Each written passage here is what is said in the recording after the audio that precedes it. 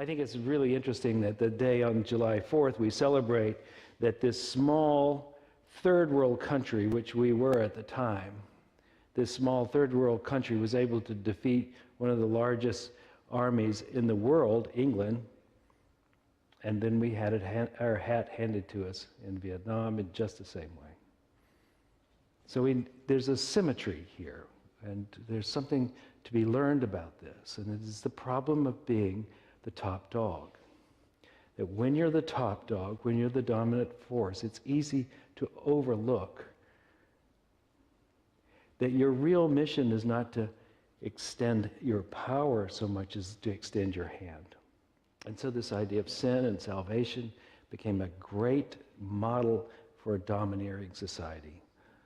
There's something wrong with you, we have the answer. Right? It's part of the reason we don't use the sin salvation paradigm in unity, is we don't think there's something wrong with you, and we expect you to grow into your highest and fullest best. We don't expect you to obey, we expect you to become. Not what we tell you, but what you desire to be.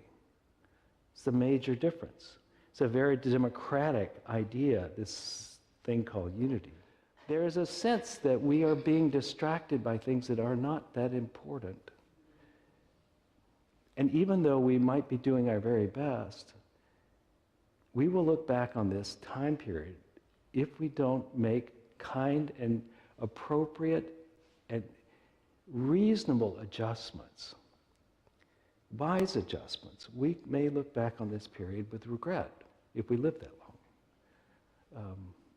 It is, I mean, I'm not fomenting revolution here, and I don't think we should steal from the rich to give to the poor. But redistribution of some sort needs to take place, or we will have what I found in Latin America when I first started going there, which was that you have the wealthy and you have the poor, and the middle class is missing. And that's not healthy for us. It's not, in my opinion, it's not the American way. Jesus just ripped them a new one all the time. And he did it not because he was just a political animal, but because it's part of spirituality, deep knowing of the divine, is to treat people with kindness and respect and love, and to do your best to make sure everybody has enough. This is what someone who sees God in everybody would do, rather than leave them hungry and destitute. He would say something about it. And I think we as a culture, we as a unity culture, have been really good about searching for the inner meaning of life and finding our own true expression, that in almost every way we have ignored this idea of speaking up politically. And I'm not making this a political speech. I'm just making this a speech about how do we find the closest thing to equity without disincentivizing our world. But how do we make a world that works for everyone? We, who are so righteous in our indignation about so much, could use all that indignation to point us to where we need to heal ourselves. We could look out on the world and go, the world is not being fair over here. The world is this, that, and the other. And if we will be deeply spiritual with that, we will say, I'm sorry. Please forgive me. I have the same. Please take it from me.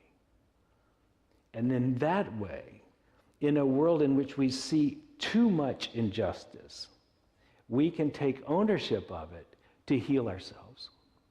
Because once you ask that to be forgiven within you, and you will feel that release, that natural statement of thank you and I love you comes right out.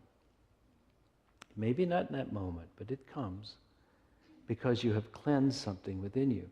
And so the world as we don't like it becomes our teacher of how we can be a holy being ourselves without carrying so much of this mental viruses that our world is infected with. So we have two ways of working in the world, and I think a whole and complete human being uses all his or her faculties to make it happen. We act in the world in such a way that we bring healing and peace and justice and possibilities to the most people we can. And we take ownership of everything that is before us as though it were our very own. And we don't come with arrogance and superiority. We come with the knowledge that, oh my God, me too. So it's a complex thing to be a saint in this world, to be both spiritual, to be practical, to be all that. I get it. It's not easy. But we can, if we choose, take the full mantle of being a spiritual person on, not just part of it.